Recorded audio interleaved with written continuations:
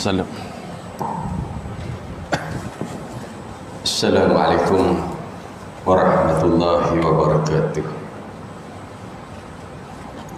A'udzubillahi minasyaitonirrajim. Bismillahirrahmanirrahim.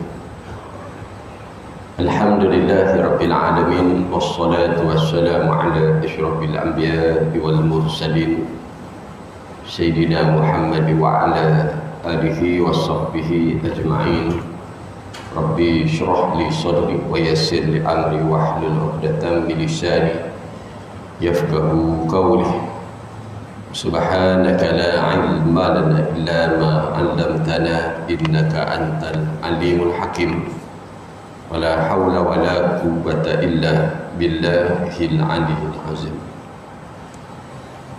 Qala Allah Ta'ala fi kitabihil 'aziz.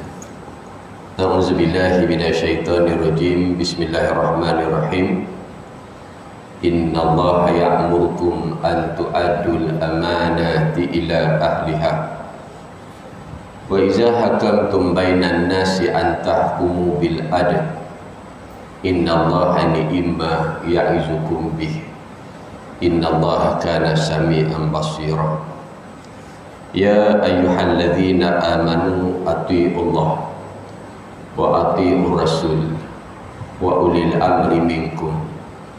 Fa in tanaza'tum fi syai'in farudduhu ila Allahi war rasul in kuntum tu'minuna billahi wal yawmil akhir. Dzalika khairun wa ahsanu ta'wila. Alam tara ilal ladzina yaz'umuna annahum amanu bima unzila ilaik wa ma unzila min qablik yuriduna an yatahakamu ila taghut wa qad umiru an yakfuru bih wa yuridu syaitanu an yudillahum dhalalan ba'ida. Shadaqallahul azim. Firman Allah Subhanahu wa ta'ala di dalam surah An-Nisa bermula daripada ayat 58 berakhir pada ayat ke-60 yang bermaksud bahawa sesungguhnya Allah Subhanahu wa ta'ala memerintahkan kamu supaya menyempurnakan amanah kepada ahli, dan apabila kamu menghukum sesama manusia maka wajiblah kamu hukumkan dengan adil. Bahawa sesungguhnya Allah menasihati kamu dengan amanah dan adil itu adalah sebaik-baik ajaran. Bahawa sesungguhnya Allah Maha mendengar segala percakapan, lagi Maha melihat segala perbuatan. Wahai orang-orang yang beriman, taatilah kamu kepada Allah dan taatilah kamu kepada Rasul dan kepada ulil amri, yaitu orang yang berkuasa di antara kamu. Kemudian sekiranya kamu berbantah-bantah dalam sesuatu perkara, maka hendaklah kamu mengembalikannya kepada kitabullah, yaitu Al-Quran dan Sunnah Rasulnya, jika kamu benar-benar beriman kepada Allah dan hari kemudian. Yang demikian itu adalah lebih baik bagi kamu dan lebih elok pula kesudahannya. Dan tidakkah engkau wahai Muhammad memperhatikan orang-orang yang telah mengaku bahawa mereka telah beriman kepada apa yang telah diturunkan kepadamu dan kepada apa yang telah diturunkan sebelum kamu, tetapi mereka masih menginginkan ketetapan kepada taghut, padahal mereka telah diperintahkan untuk mengingkari taghut itu, dan syaitan berniat untuk menyesatkan mereka dengan kesesatan yang sejauh-jauhnya. Alhamdulillah, marilah sama-sama kita merafak syukur kehadrat Allah Subhanahu wa ta'ala. Pada subuh Selasa kita diberikan Allah Subhanahu wa ta'ala kesempatan lagi, keizinan lagi, dapat lagi terus kita menumpang hidup di atas muka bumi Allah Subhanahu wa ta'ala. Seperti mana yang lalu saya ucapkan bahawa bumi ini bukannya milik kita, bumi ini bukan milik mak ayah kita, tetapi bumi ini adalah milik Allah. Kita diberi keizinan menumpang atas muka bumi Allah Ta'ala ni sampai masa dan ketikanya semua kita pasti akan meninggalkan bumi tempat kita menumpang Untuk itu alhamdulillah dipanjangkan usia kita sampai ke saat ini, dan dikurniakan kepada kita nikmat kesihatan, dikurniakan kepada kita nikmat iman. Alhamdulillah kita masih berada di atas landasan-landasan yang betul. Mudah-mudahan sampai ke akhir kehidupan kita ini, kita sentiasa berada di atas landasan yang diredai oleh Allah Subhanahu wa Ta'ala. Dan alhamdulillah kita berada di ambang tahun 2022, berlalu lagi setahun. Usia kita kesemuanya telah berubah.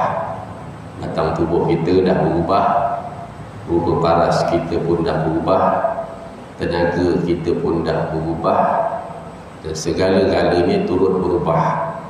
Maka bilakah lagi kita nak memperubah sikap kita pula, daripada tak baik kepada lebih baik, kepada lebih baik dan lebih baik. Kalau yang lepas saya bacakan kepada tuan-tuan ayat daripada surah Hadid ayat ke-16. Allah Ta'ala bertanya, alam ya'ni lil ladzina amanu an tahsha'a qulubuhum li dzikrillah. Kata Allah, belumkah sampai waktunya lagi bagi orang-orang yang beriman untuk secara khusyuk mengingati Allah dan mematuhi segala kebenaran yang diwahyukan kepada mereka. Satu persoalan yang kita patut menjawab pada diri kita sendiri. Belumkah sampai waktunya lagi, Allah Ta'ala tanya, bagi orang-orang yang beriman untuk secara khusyuk mengingati Allah. Satu. Dua, mematuhi segala kebenaran yang diwahyukan kepada mereka. Yang kedua, satu, nak ingat kepada Allah secara khusyuk, nak mengingat kepada akhirat secara khusyuk. Satu. Yang kedua, untuk mematuhi segala kebenaran yang telah diwahyukan dalam Al-Quran. Dua. Kemudian dalam ayat yang sama Allah kata, dan janganlah mereka menjadi seperti mana orang-orang yang terdahulu daripada mereka, bila mana mereka menerima kitab dalam tempoh masa yang panjang sehingga hati mereka menjadi keras. Jadi soalan yang kedua, kalau zaman kita muda-muda dulu, saya kata kita duduk merempit, umur kita 20 tahun, 25 tahun kita berkahwin, kita sibuk dengan isteri kita. 25 tahun, 30 tahun kita sibuk dengan anak-anak kita. 35 tahun kita sibuk mencari rumah kediaman. 40 tahun kita sibuk beli anak kita. 50 tahun kita sibuk dengan kebun-kebun kita, dengan pekerjaan kita. Umur 60 tahun, di mana kita? Adakah kita dah menjadi orang yang memakmurkan masjid Allah?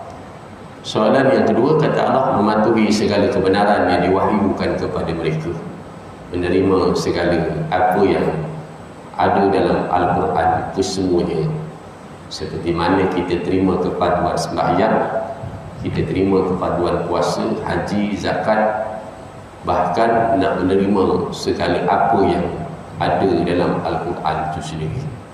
Nak terima yang datang daripada Allah, kita nak terima kesemuanya. Ada orang dia hanya terima bab sembahyang, bab puasa dia tak terima. Sembahyang, puasa, haji dia terima, bab zakat dia tak terima. Sembahyang, puasa, haji, zakat dia terima, bab haji dia tak terima.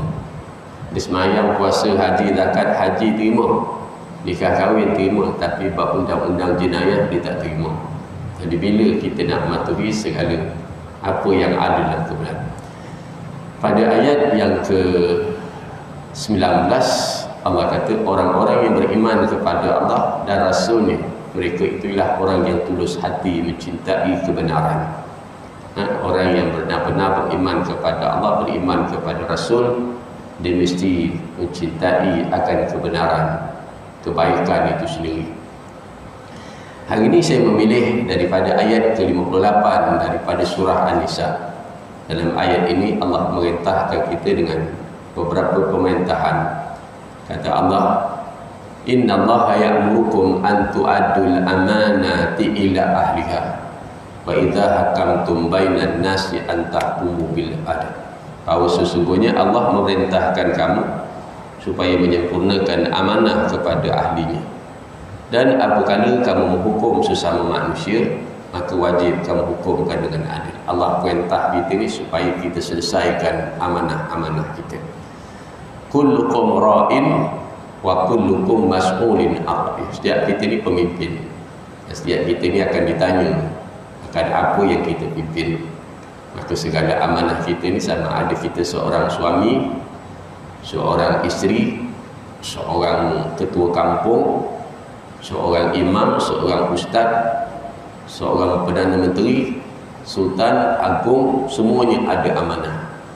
Maka lagi besar jawatan kita itu, maka lagi besarlah amanah yang dipikulkan.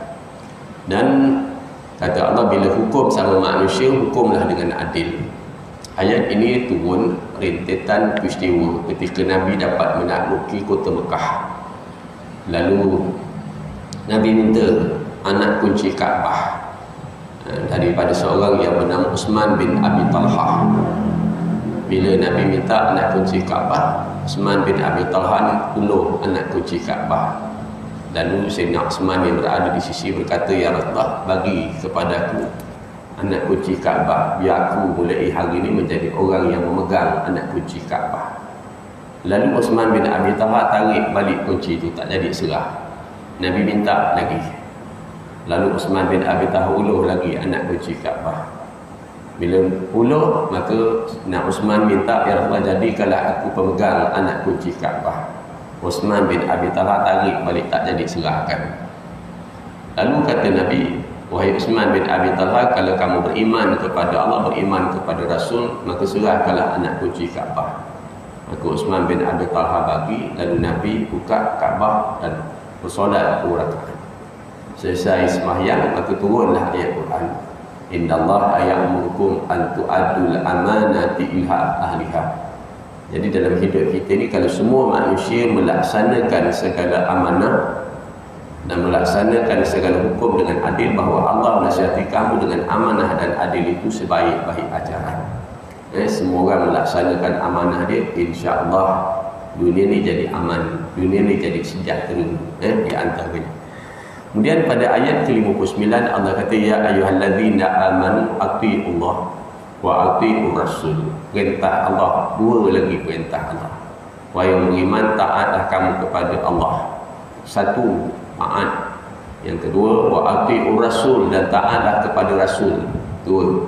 Dan wa ulil amri minkum, pemimpin dari kalangan kamu. Kemudian sekiranya kamu berbantah, bertekad, bergaduh, berkelahi, maka kata Allah, hendaklah kamu mengembalikannya kepada kitab Allah. Itu jalan penyelesaian. Kalau berlaku pertelengkahan, kecanggahan pandangan, pendapat, maka kembalilah kepada kitab Allah Al-Quran. Jika kita ni benar-benar beriman, kalau kita ni betul-betul beriman kepada Allah, beriman kepada hari akhirat, maka kita akan kembali kepada kitab Allah. Inna hadzal qur'ana yahdi lillati hiya aqwam. Quran ni, kata Allah, merupakan petunjuk yang paling betul. Asbabun nuzul ayat 59 surah An-Nisa ini menurut dalam kitab Tafsir fi Zilalil Quran, adalah rentetan ketika mana Nabi mengutus pasukan tentera perang untuk pergi berperang.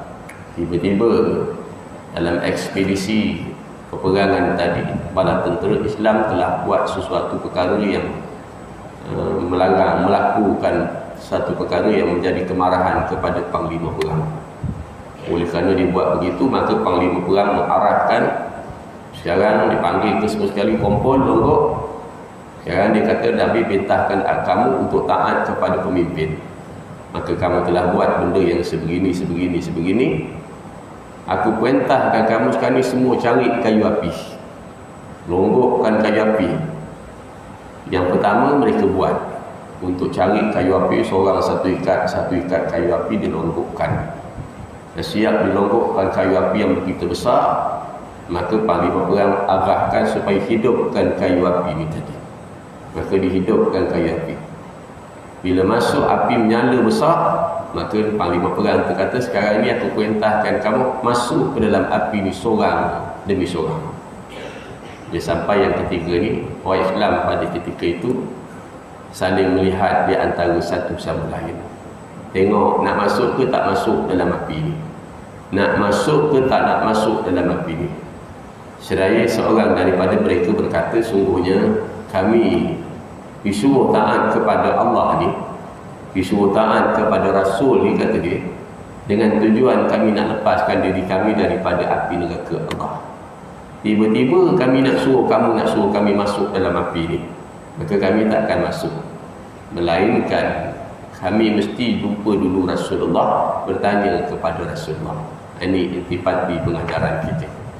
Bila pemimpin suruh benda begitu, maka kita ni rujuk kepada Nabi. Kalau zaman Nabi dulu, tuan-tuan rujuk Nabi.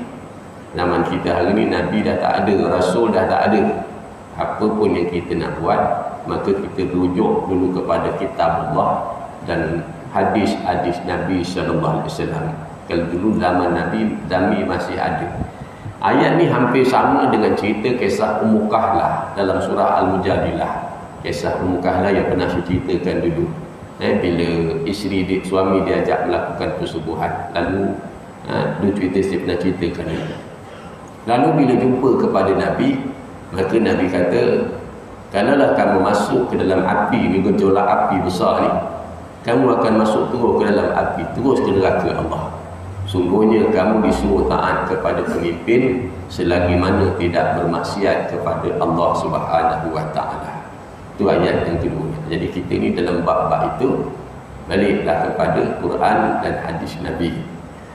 Alam tara ilal ladina yaz'umuna annahum, kata Allah, tidakkah engkau wahai Muhammad memperhatikan orang yang mengaku bahawa mereka telah beriman kepada apa yang telah diturunkan kepadamu? Tidakkah kamu perhatikan kepada orang yang bercakap dia beriman kepada Allah dan beriman kepada kitab yang telah diturunkan kepadamu dan kitab yang sebelum, tetapi mereka masih menginginkan ketetapan hukum kepada tagut, padahal mereka diperintahkan untuk mengingkari tagut itu. Takkah kamu pelik wahai Muhammad? Orang yang dia cakap dia beriman kepada kitab Allah, kitab Al-Quran ni, tapi dalam bab hukum hakam mereka nak lagi hukum hakam ciptaan manusia. Mereka tak mahu kepada hukum hakam ciptaan Allah Subhanahu wa taala. Dia kata hukum Allah ni, kitab Allah ni, dia beriman, dia percaya, tapi dia tak nak, dia tak yakin kepada hukum hakam yang datang daripada Allah Subhanahu wa taala. Ini keheranan bagi kita. Jadi menjelang tahun 2022, marilah kita sama-sama tuan-tuan kembali atau meyakini segala intipati ajaran-ajaran yang ada dalam Al-Quran, hadis Nabi sallallahu alaihi wasallam. Insya-Allah pagi ini kita menyambung kembali kuliah kita kali ikut yang ada di sini, muka surat 191 Betul Muslimat, betul Betul. Muka surat 191. Dan jauhilah kamu daripada 7 perkara yang membinasakan. Lalu para sahabat bertanya, apakah dia ya Rasulullah? Maka sabda Nabi, salah satu daripadanya ialah syirik terhadap Allah.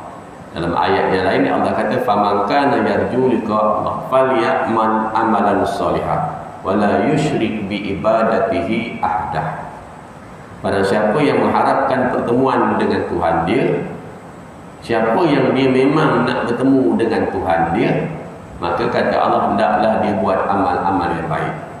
Wala yusyrik billah, jangan sekali-kali dia mempersekutukan Allah dengan sesuatu. Ini amalan kita. Semalam di Melaka saya tanya kepada ada anak-anak lah, saya tanya dia, 1 kilo emas ataupun 1 kilo besi dengan 1 kilo kapas, mana berat? Sebab ada amal kita ni tuan-tuan, dia besar tapi dia ringan. Tapi ada amal kita manusia ni, dia kecil tapi dia berat. Macam mana Ustaz? Contohnya besar. Kapas ni kita tengok dia besar, tapi kalau ditimbang dia ringan. Besi dia kecil, tapi bila ditimbang dia berat. Gabus yang putih, polystyrene tu, kita tengok kadang-kadang kotak dia besar, tapi kalau timah besar ni pun dia kecil tapi dia berat. Maka begitu ada amal manusia ni yang kecil tapi dia berat, besar dia ringan. Sama juga tuan-tuan, emas sebesar jari ni sebesar ni dengan besi sebesar ni, mana nilai dia lebih mahal? Jawabnya emas lebih mahal. Maka sebegitu juga amal manusia. Dan amal manusia yang paling berat, di antara yang paling berat ialah syahadah dia, iaitu kalimah tauhid la ilaha illallah.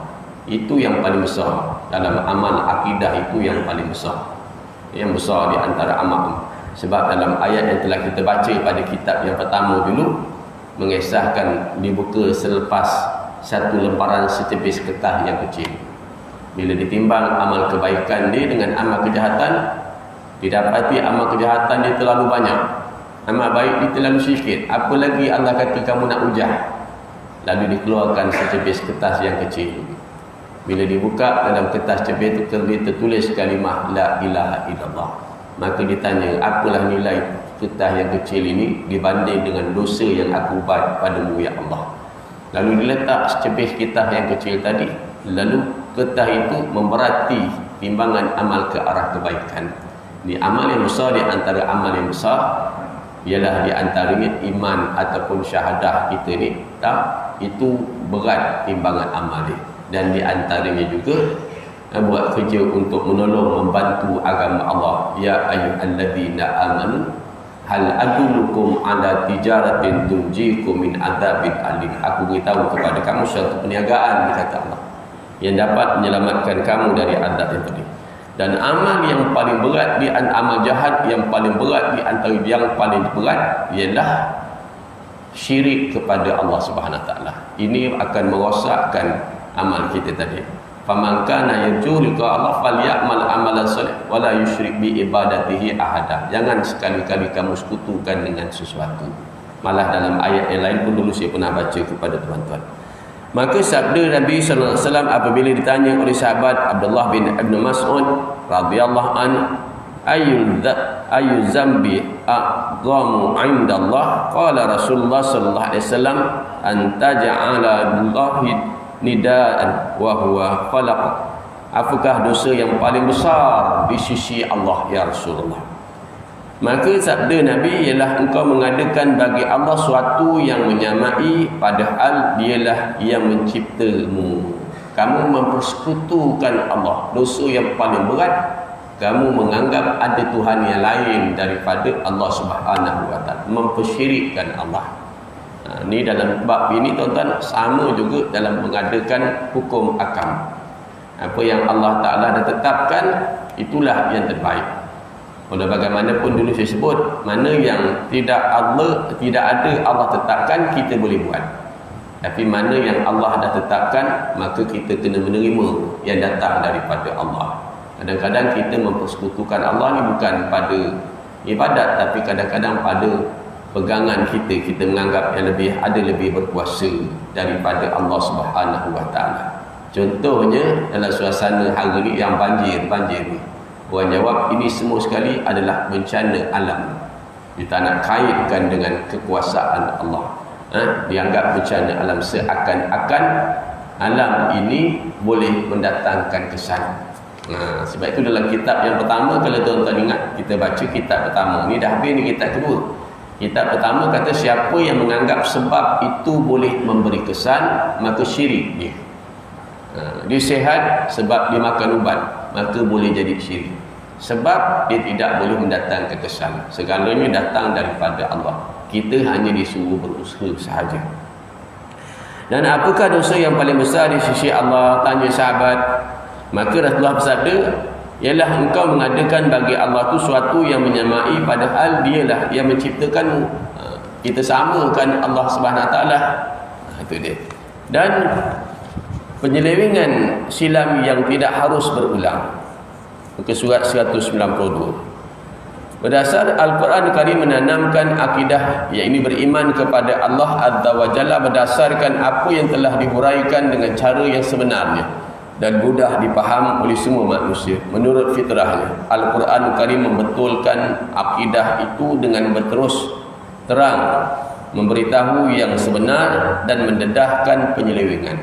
Ini Quran beritahu kepada kita dengan terang mana yang dia kata benar dan mendedahkan mana satu penyelewengan iman yang berlaku pada umat-umat di zaman dahulu agar dijauhkan diri daripada menjadi pengiktibaran kepada umat akhir zaman ini, dan didedahkan kejahatan dan kebatilan.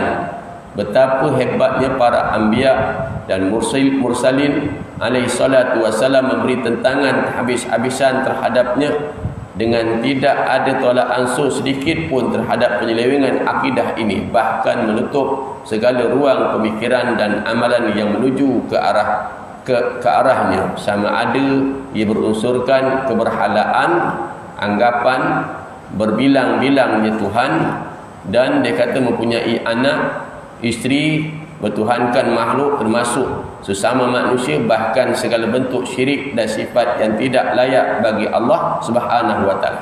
Seringkali penyelewengan itu berlaku sama ada merangkumi kesemua sifat itu atau sebahagian daripadanya. Mari kita membacanya tadi. Dia kata dalam bab itu ialah penyelewengan akidah itu dia akan berlaku sampai bila-bila. Itulah janji iblis laknatullah. Kalau kita buka, kita cerita kisah Nabi Adam dalam kitab-kitab tafsir, bila dia berjanji, dia kata qala fa bima awaitani la aqudanna lakum ala siratal mustaqim. Kerana engkau telah menjadikan aku ni terkeluar daripada turun daripada dimurkai Allah, maka jadikanlah aku ni, aku nak datang nak goda anak cucu Adam ni sampai bila. Kita lihat dalam Quran itu dua benda. Nabi Adam dibuat kesilapan dan iblis laknatullah pun dibuat kesilapan. Silapnya iblis ni bila Allah kata wa idh qala rabbuka lil malaikati isjudu li adama fasajadu illa iblis.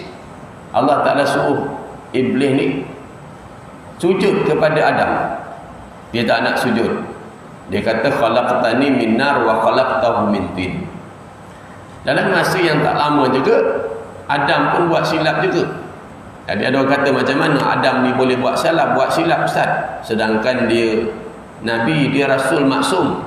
Maka dalam kitab tafsir kata Adam masa makan buah yang dilarang oleh Allah itu ketika mana dia belum dilantik menjadi Nabi. Khabarnya begitu dalam kitab tafsir itu kata. Tapi Adam, iblis kita tengok di antara iblis, dia buat salah. Allah kata aba wastakbara wa kana minal kafirin. Sombong kamu, angkuh kamu, kafir. Adam masa buat salah, buat silap, Allah tak kata gitu. Cuma Adam ni dikeluarkan daripada syurga Allah, dikeluarkan daripada syurga. Kenapa dua perbezaan sebegitu kalau kita lihat? Jawabnya, Adam bila dia buat salah, dia buat silap, dia mengaku kesalahan dia, kesilapan dia, dan dia beristighfar, bertaubat kepada Allah separuh daripada usia dia, kata dalam kitab Air Mata Mahsyar. Tapi iblis bila dia buat salah, dia buat silap, dia sombong. Dia tak nak mengaku kesilapan, kesalahan dia, bahkan dia sombong. Jadi manusia ni jaga-jaga dalam bab kesalahan, bab kesilapan ni, jaga-jaga. Cuma jangan jadi kita ni kuluban di Adam khata'us, ya anak Adam ni ada salah, silap dia. Tapi jangan jadi jenis orang yang sombong. Bila dah buat salah, buat silap tu mengakulah saja kesalahan dan kesilapan kita. Maka sama ada dia berunsurkan keberhalaan, ada lagi orang yang menyembah patung-patung berhala, dan ada juga anggapan berbilang-bilang Tuhan, ada juga yang dia kata Allah tu Tuhan, tapi dalam masa yang sama dia kata Tuhan tu ada tiga. Ada lagi, sekarang ni kita tengok ada yang sembah patung, mensyirikkan begitu, dan ada yang menganggap Tuhan itu berbilang-bilang, mempunyai anak dan bertuhankan makhluk, termasuk sesama manusia pun kadang-kadang bertuhankan kepada makhluk. Ketetapan Allah tak nak, dia tak ambil hukuman Allah. Kisah Adi bin Atim bin Atuy yang digantung palang salib di dada dia. Bila dia datang kepada Nabi, maka Nabi bacakan ayat ittakhazu ahbarahum wa ruhbanahum arbaba min dunillah. Kamu Yahudi Nasrani menjadikan padri-padri, pendeta-pendeta sebagai sembahan selain daripada Allah. Lalu Adi bin Hatim berkata, ya Rasulullah, kenapa cakap begitu? Aku ni sembahyang, aku ni puasa, aku ni haji, aku ni zakat. Aku tak sembah padri, aku tak sembah nabi-nabi, aku tak sembah manusia, aku sembah Allah. Lalu kata Nabi, kamu mengiyakan apa yang diiyakan oleh padri-padri dan kamu menidakkan apa yang diiyakan oleh Allah. Cukup dah kamu menjadikan padri itu pendeta-pendeta sebagai sembahan selain dari Allah.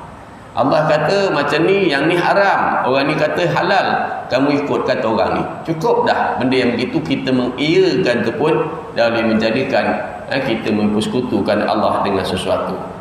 Termasuk bersama-sama manusia, bahkan segala bentuk syirik.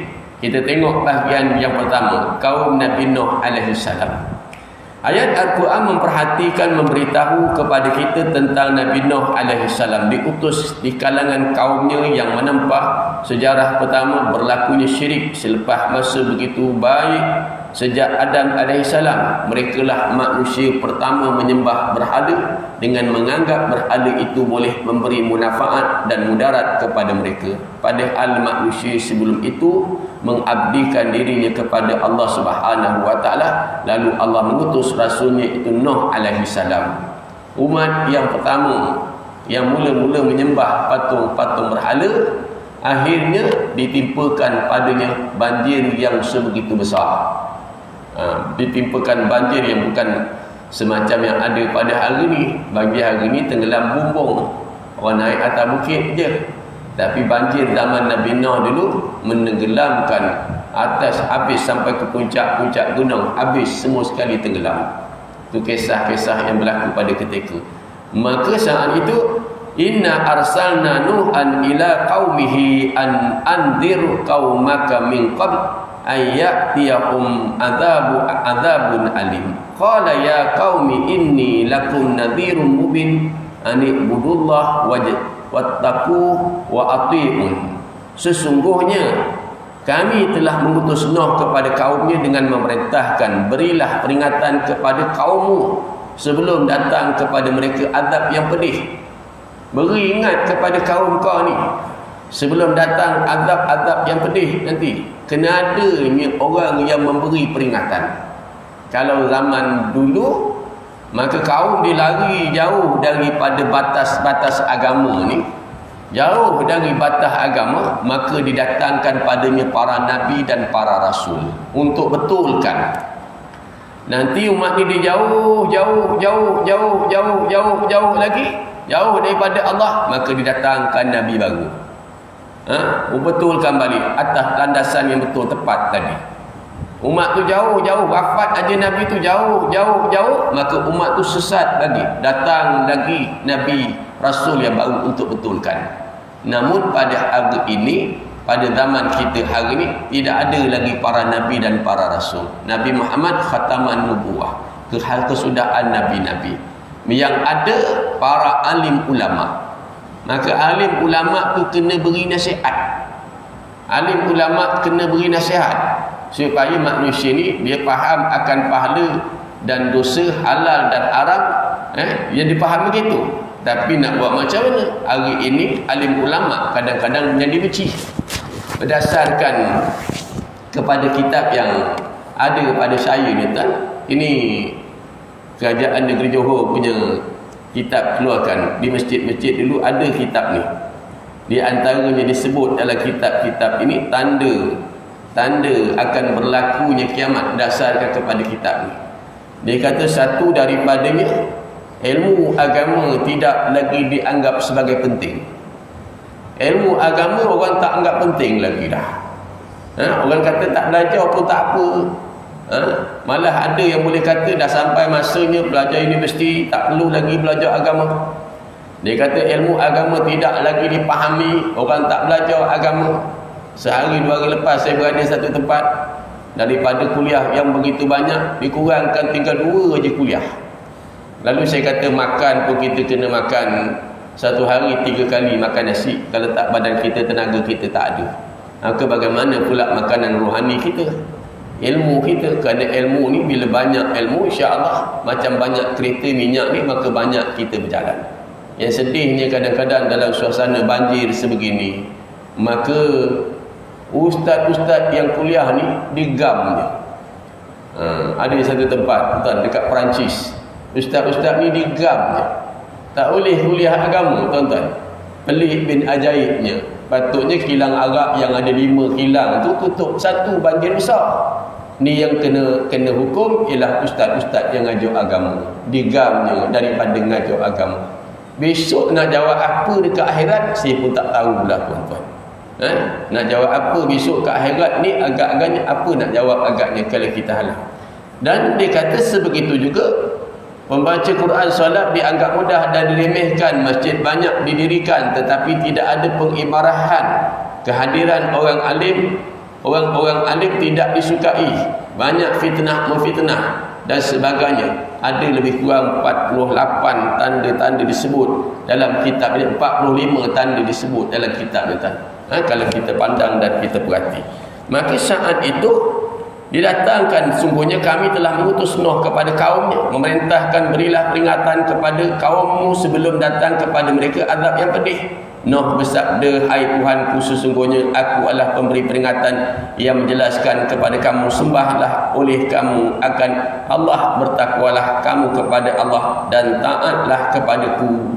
Perintah Nuh tu sembahlah Allah, jangan sembah patung. Sebab patung ni dia makhluk yang manusia buat.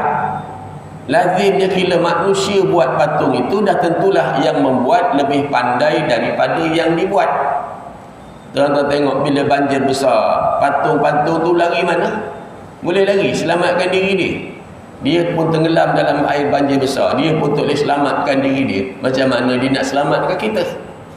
Jahilnya manusia hari ni tuan-tuan, bukan jahil biasa. Walaupun dia belajar sampai universiti 5-6 universiti, dia buat patung itu lalu disembahnya patung itu. Dia sembah pula patung itu. Budak-budak kecil pun dia rasa sedar. Tapi dalam ayat yang lain dia kata dia jadi macam dia seronok benda-benda yang begitu tadi. Dan seterusnya dalam Al-Quran juga disebut nama berhala yang disembah oleh mereka yang sesat itu.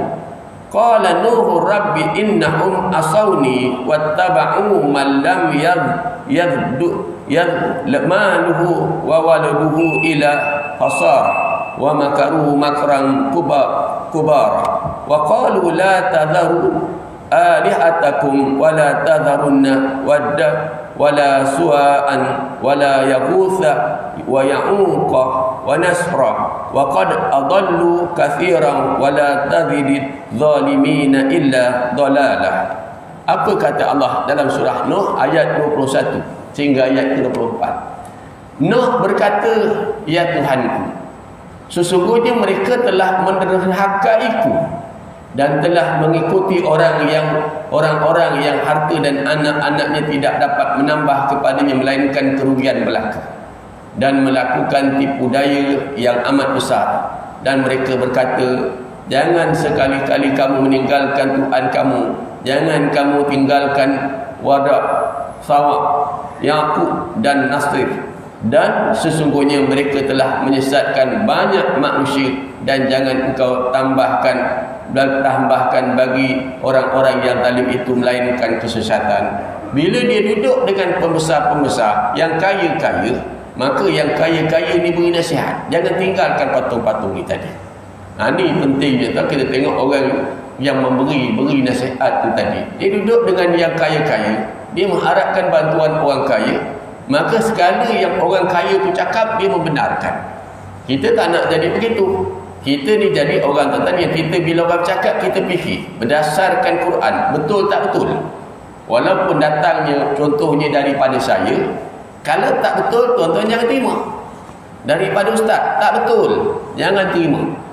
Baru ni saya kuliah hari tu dekat satu surau, ada orang tanya pasal berkaitan dengan satu kenyataan yang mengatakan bahawa zaman Nabi dulu, Nabi duduk di sekitar di Mekah ada 360 patung-patung. Jadi bila banjir, takkan Nabi Muhammad tak ada bersihkan patung-patung tu? Kata dia tak ada bersihkan patung-patung kerana nak, kadang-kadang nak cari benda yang sebegini tuan-tuan. Kadang-kadang kita tak faham dalam bab yang sebegitu. Kemudian dia kata seterusnya, mana tadi? Dan berhala itu pada asalnya patung orang-orang yang soleh. Dulu mereka buat ukiran. Kalau lah rupa contohnya kita buat rupa Haji Jeb ni, dia sayang kepada Haji Jeb ni, dia buat ukiran patung rupa Haji Jeb dan sebagainya. Mula-mula begitu. Tapi sikit demi sikit demi sikit demi sikit demi sikit demi sikit, akhirnya mereka menjadikan dia sebagai yang disembah. Pada ketika itu asalnya begitu, sekadar letak aja. Asalnya sekadar letak sahaja benda tu. Pertama orang letak kalau kita tengok dulu di pulau besar dulu tuan-tuan, asalnya begitu. Tapi orang datang bawa pulut, akhirnya ramai orang buat benda-benda yang sebegitu. Dia beranggapan bahawa kubur tu seakan-akan boleh memberi kebaikan kepada kita atau memberi keburukan kepada kita, boleh membawa kepada syirik. Kemudian dia kata hal itu pada asalnya patung orang-orang yang soleh di kalangan mereka atau malaikat yang dipuja bermula dengan hanya tugu peringatan, kemudian berlaku masa hinggalah bertukar menjadi penyembahan. Asalnya tugu-tugu peringatan saja, akhirnya jadi satu pemujaan. Kadang-kadang tuan-tuan tengok setengah-tengah dia orang dia buat busut. Busut tu asalnya dia letak aja kain merah. Lepas tu dah lama maka lama dia datang dekat busuk tu, dia gini dekat busuk tadi. Yang lebih teruk ialah letak kat api tu. Dia tengok dekat mana pilihan raya, dekat Melaka mari tu. Api tu orang bawa dia pun gini juga kerana nak cari kedudukan, nak dapat kedudukan dan sebagainya. Dekat api tu pun dia begini juga kan. La ilaha illallah. Tidak ada batas kufur. Macam saya kata kepada tuan-tuan lah, kalau kita sembahyang ada pintu masuk sembahyang, ada pintu keluar sembahyang. Pintu masuk dia Allahu Akbar, tu pintu masuk. Pintu keluar Assalamualaikum. Puasa ada pintu masuk dia. Nak puasa, niat puasa, tu pintu masuk puasa. Pintu keluar dia bila kita makan, tu pintu keluar dia. Maka sebegitu juga dalam soal Islam, iman ada pintu masuk Islam ni. Apa pintu masuk Islam? Mengucap 2 kalimah syahadah. Cuma orang kita belajar pintu masuk, pintu keluar dia tak nak tengok. Pintu keluar Islam ni yang menyebabkan syahadah dia ni tertolak syahadah dia tak ambil kisah. Itu yang dibuat, diingat dia terbuat tu tak ada apa-apa. Seperti mana yang saya kata kepada tuan-tuan, syahadah ni dia batal, muka manusia tu tak berubah. Itu yang manusia tak kisah pun dalam bab itu, dia tak perasan pun dalam bab itu, dia tak kisah, dia tak perasan pun tadi. Dan begitu juga dia kata menjadi penyembahan berdasarkan kepada itulah syariat kita sejak awal lagi mengharamkan patung makhluk yang bernyawa seperti dinyatakan oleh hadis Nabi SAW sebagai langkah lebih awal bagi menghapuskan segala unsur jahiliah yang menyesatkan akidah. Sebab itu dalam rumah kita dia larang kita letak patung, supaya awal-awal ni mungkin kita letak begitu saja, lama kelamaan nanti orang lain akan puja. Orang lain akan puja dan sebagainya, puja tanpa kita tahu. Kalau semalam dekat Melaka orang tanya saya bagaimana pakar kemenyan ustaz dan sebagainya, saya kata hentikanlah dalam bab itu. Makanan jin tu tak payahlah kita buat. Dulu dia biasanya orang dulu yang saya sebut kepada tuan-tuan dulu, keris itu tuan-tuan diasapkan. Orang dulu yakin ni dia betul.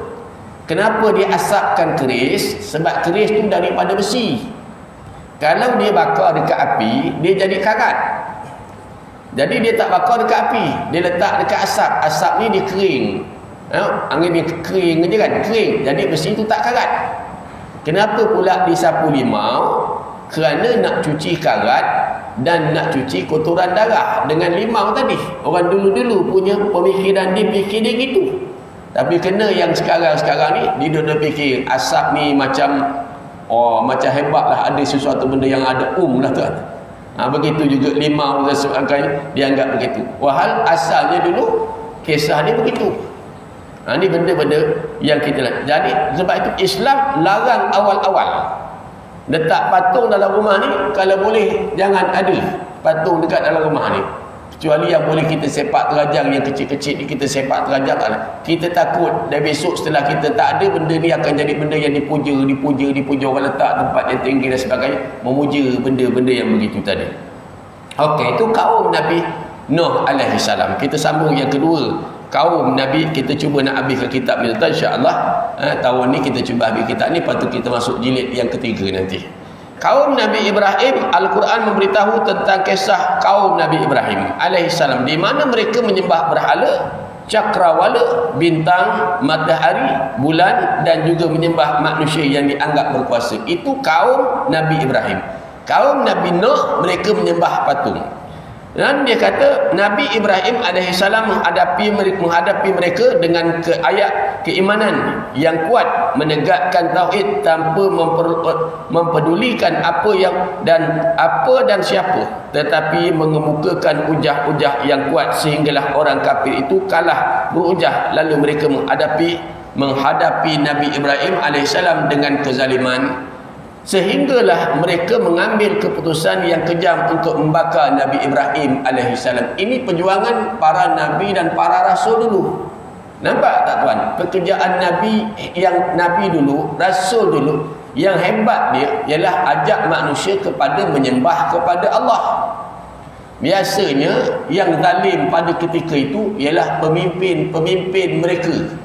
Kalau kita buka zaman Nabi Ibrahim sampailah kepada zaman Nabi Nuh, zaman Nabi Nuh sampai kepada zaman hari ini, menghadapi pemimpin yang zalim yang menyesatkan, membakar. Lalu mereka ambil keputusan, mereka bakar Nabi Ibrahim. Ni dalam bab benda-benda zaman Nabi Ibrahim. Bila ada orang tanya, saya buat benda baik ni Ustaz, orang tak suka, orang marah, saya cakap dengan dia, awak dah kena bakar, awak dah kena baling. Belum lagi Nabi Ibrahim bawa orang kepada agama, ajak orang kepada agama, Nabi Ibrahim kena bakar. Saya kata, siapa yang dihadapi? Bapa dia sendiri. Nabi Nuh, isteri dia, anak dia. Nabi Ibrahim, bapa dia.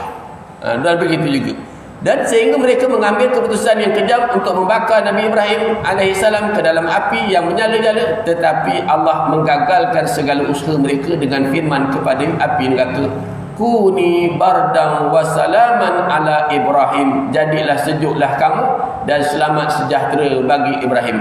Nabi Ibrahim AS, dan kisahnya disebut dalam 20 surah, dalam 20 surah Al-Quran, iaitu surah Al-Baqarah, Ali Imran, An-Nisa, Al-An'am, At-Taubah, As-Safat, As-Saf, Asy-Syura, Al-Zuhruf, Al-Dhariyat, An-Najm, dan seterusnya. Disebut dengan cara ringkas dan tafsil. Antara yang paling menarik ialah hujah tentang kesesatan menyembah berhala, cakrawala dan mempertuhankan manusia. Itu yang mereka buat. Mereka menyembah berhala satu, dan mereka menyembah cakrawala, bulan, bintang, dan mereka mempertuhankan manusia. Mereka sembah kepada apa tadi, Namrud dan sebagainya. Itu kesilapan yang mereka buat. Ustaz, zaman hari ni Ustaz, kita tengok zaman Nabi Nuh tadi, mereka menyembah patung. Zaman Nabi Ibrahim, mereka menyembah cakrawala, mereka menyembah patung, dan mereka menyembah manusia yang menjadi raja-raja mereka, Qarun, Namrud dan sebagainya. Zaman hari ni, kita cerita yang lama-lama tu, kita cerita zaman hari ni. Zaman hari ni apa yang mereka sembah, tuan-tuan, hari ni? Jawabnya, ada lagi tak yang menyembah patung? Ada lagi tak yang menyembah patung hari ni? Ada. Ada lagi tak yang menyembah pokok-pokok? Ada. Ada lagi tak yang menyembah manusia? Ada. Mana ada Ustaz sembah manusia? Dia memang tak sembah secara direct manusia, tetapi dia ambil hukum hakam yang manusia buat. Hukum hakam yang datang daripada Allah, dia tak nak. Kalau dia kata tadi dalam ayat 60 yang saya baca tadi di mukadimah tadi, dia kata dia beriman kepada kitab Allah, Al-Quran, maka itu yang disebut dalam ayat ke-19 daripada surah An-Nisa tadi. Orang yang beriman kepada Allah, beriman hari akhirat, dia mesti tulus hati cinta kepada kebenaran. Dia mesti tulus hati cinta kepada kebenaran. Dan apa yang diwahyukan kepada. Dan kesemuan sehujah itu ditolak, menempelak orang jahiliyah dengan hebatnya. Fabuhital ladzi kafar wallahu la yahdil qaumal zalimin. Terdiamlah orang-orang kafir itu, dan Allah tidak memberi petunjuk kepada orang yang zalim. Dia kata, kamu ajak kami sembah Tuhan kamu. Apa hebatnya Tuhan kamu, wahai Muhammad? Apa hebatnya Tuhan kamu? Itu semua zaman berhujah, tuan-tuan. Zaman kita, zaman hari ni, orang berhujah macam tu juga. Mana dia Tuhan tu, kata dia. Kalau ada Tuhan, macam mana Tuhan tu? Orang tanya macam mana. Nama Nabi Ibrahim, bila dia berhujah, Nabi Ibrahim berhujah. Nabi kata, Ibrahim, kamu sembah patung ni tak boleh buat apa-apa. Dia kata, kau ni, dia tanya pasal siapa yang bunuh, siapa yang rosakkan patung ni. Nabi Ibrahim kata, aku mana tahu. Engkau tanyalah patung tu, Tuhan kau tu, kau tanyalah dia. Cuba tanya dia, mana tahu dia tahu. Kata mereka, bodohnya kau ni Ibrahim. Kau tahu patung ni tak boleh bercakap. Yang kau suruh kami tanya dia nak buat apa? Nabi Ibrahim kata, aku ke yang bodoh ataupun kau bodoh? Kau dah tahu patung ni tak boleh bercakap, tak boleh senyum, tak boleh buat apa-apa pun patung ni. Kenapa kamu sembah dia? Tentu arah kita nak pukul kambing, tuan-tuan, kambing boleh lari. Ayam boleh lari, lembu boleh lari. Kita nak pukul kucing, kucing lari. Nak baling monyet, monyet kerti lari, biawak kerti lari. Patung, tuan-tuan kencingkan dia pun dia tak boleh lari. Nak apa kamu sembah dia? Aku kepandai, kamu bodoh, kata dia. Lalu dia marah. Akhirnya dengan marah dah tak boleh hujah. Itu cara-cara zaman dulu, tuan. Cara-cara zaman dulu, bila dia tak boleh hujah, dia tangkap Nabi Ibrahim, kita bakar Ibrahim. Cara-cara zaman sekarang, bila dia tak boleh hujah, digam ni ustaz. Itu cara-cara zaman sekarang, bukan dekat sini, dekat Perancis. Dia tak boleh hujah, dia masukkan penjara dan sebagainya. Itu zaman-zaman yang hari ni kalau kita lihat, tuan-tuan, dia silih berganti musim tu, macam itulah keadaan. Cuma skill dia yang agak berbeza tadi, tuan-tuan. Kami suruh kami tanya dia begitu. Kan? Apa lagi Tuhan kamu boleh buat? Dia kata, Tuhan aku ni, bila dia bakar Nabi Ibrahim tu keluar daripada api tadi. Selamat, tak ada apa-apa. Lalu mereka buat cara baik. Ibrahim, kamu ajak kami sembah Tuhan kamu tu, kata. Apa kehebatan Tuhan kamu? Dia kata, Tuhan aku boleh menghidupkan dan boleh mematikan. Kata Namrud, aku pun boleh. Kadang hidup mematikan aku pun boleh, kata dia. Dia ambil pedang, dia suruh berdiri dua orang. Yang seorang dipenggal kepala dia. Tengok, ni mati. Yang seorang lagi dia letak saja pedang. Yang ni aku nak dihidup, dia boleh hidup, nampak? Yang ni aku nak dia mati, dia mati. Yang ni aku nak dihidup, dia hidup, nampak? Apa lagi Tuhan kamu boleh buat? Nabi Ibrahim kata, Tuhan aku boleh terbitkan matahari di sebelah timur dan terbenam di sebelah barat. Terbit sebelah timur, terbenam. Kalau betul kau ni Tuhan, kata dia, kau terbitkan matahari di sebelah barat, terbenamkan di sebelah timur. Boleh buat? Boleh buat agak-agak. Tengah-nganga nak buat. Tak boleh nak buat. Akhirnya itulah yang dibuat, dibakarnya Nabi Ibrahim alaihissalam. Ini cara-cara, kan. Jadi keadaan itu berlaku sampailah hari ini, cuma skill yang berbeza. Dan Allah memberi pujian kepada Nabi Ibrahim alaihissalam kerana sikapnya yang menjadi contoh. Menjadi contoh itu sejarah panjang. Qad kanat lakum usratun hasanatun fi Ibrahim walladzina ma'ahu id qalu liqaumihim inna bura'u minkum wa mimma ta'buduna min dunillahi kafarna bikum wa bada bainana wa bainakumul adawatu wal baghdha abadan hatta tu'minu billah wahdahu illa qaula Ibrahim li abihi la astaghfiranna laka wa ma amliku laka minallahi min syai' rabbana 'alaika tawakkalna wa ilaika wa abnabna wa ilaikal masir. Sungguhnya menjadi tauladan yang baik bagi kamu pada Nabi Ibrahim dan orang-orang yang bersama dengan dia. Menjadi contoh teladan yang baik, kata Allah, pada Nabi Ibrahim dan orang yang bersama dengan dia ketika mereka berkata kepada kaum mereka, sungguhnya kami berlepas diri daripada kamu dan apa yang kamu sembah selain daripada Allah. Kami berlepas diri, kami tak bertanggungjawab. Kami dah beritahu dah. Dia kata kami kafirkan kamu dan antara kami dan kamu permusuhan dan kebencian buat selama-lamanya. Sehinggalah kamu beriman kepada Allah sahaja, sampai kamu ni menyembah kepada Allah. Kecuali perkataan Ibrahim kepada bapanya, sungguhnya aku memohon ampun bagi kamu dan aku tiada dapat menolak sesuatu pun dari kamu siksaan Allah. Ya Tuhanku, aku tak boleh nak tolak sikit pun siksaan Allah. Walau bagaimanapun aku berusaha nak minta ampun untuk kamu. Adakah Allah ampunkan? Jawabnya tidak. Ya Tuhan kami, hanya kepada kamu kami bertawakal kepada Engkau, kami bertawakal hanya kepada Engkau, kami bertaubat dan hanya kepada Engkau kami kembali. Maknanya kerja kami beri teguran, beri peringatan. Engkau nak dengar, dengar. Engkau tak nak dengar, itu bukan urusan kami. Sampai kamu beriman, kamu selamat. Kamu tak beriman, kamu yang terima dari azab-azabnya. Dan ayat yang lain dia kata, dan beristighfar Ibrahim kepada Allah untuk bapanya tidak lain hanyalah kerana suatu janji yang telah diikrarkan kepada bapanya. Maka tetap kala jelas bagi Ibrahim bahawa bapanya itu musuh Allah, maka Ibrahim melepas diri daripadanya, sehinggalah Ibrahim adalah seorang yang sangat lembut hatinya lagi penyantun. Ini kisah disebabkan dia kata berikrar tadi, berjanji gitu, tapi setelah ayah dia tak terima, maka dia berlepas diri. Itu zaman Nabi Ibrahim. Hari ni berlaku tak zaman kita, Ustaz? Kadang-kadang anaknya bagus, bapaknya terbalik. Kadang-kadang bapaknya bagus, bapak ustaz, anak penyamun. Sebegitu juga kadang-kadang berlaku dalam bab-bab itu, tuan. Jadi kita berhenti dulu sampai situ, insya-Allah. Jadi makna cerita ini ialah kesyirikan kepada Allah bermula daripada zaman Nabi Nuh alaihi salam. Satu-satu dan sampailah akhir hari ini masih lagi. Kalau kita cerita zaman Nabi Nuh, orang menyembah patung berhala. Zaman hari ni masih ada orang sembah patung berhala. Zaman Nabi Musa, orang menyembah patung anak lembu. Zaman hari ni masih ada lagi orang menyembah patung anak lembu. Zaman Nabi Musa, zaman Nabi Ibrahim, orang menyembah, ada yang menyembah matahari. Zaman hari ni masih ada lagi orang yang menyembah matahari. Maka kerja Nabi, kerja Rasul tu, Nabi dah tak ada, Rasul dah tak ada.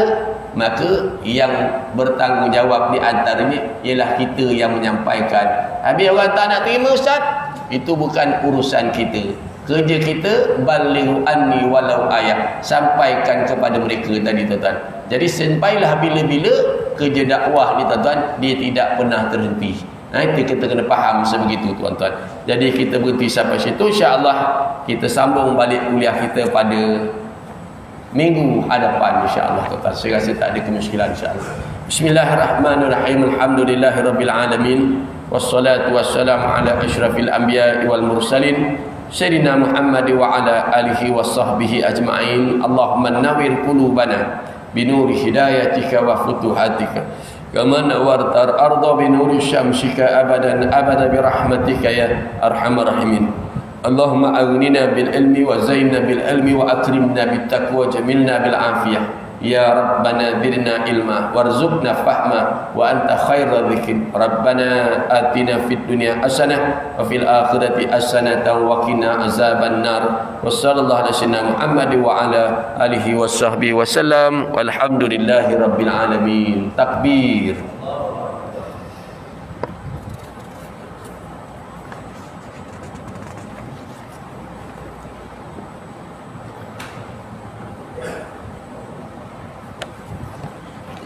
Balik lagi.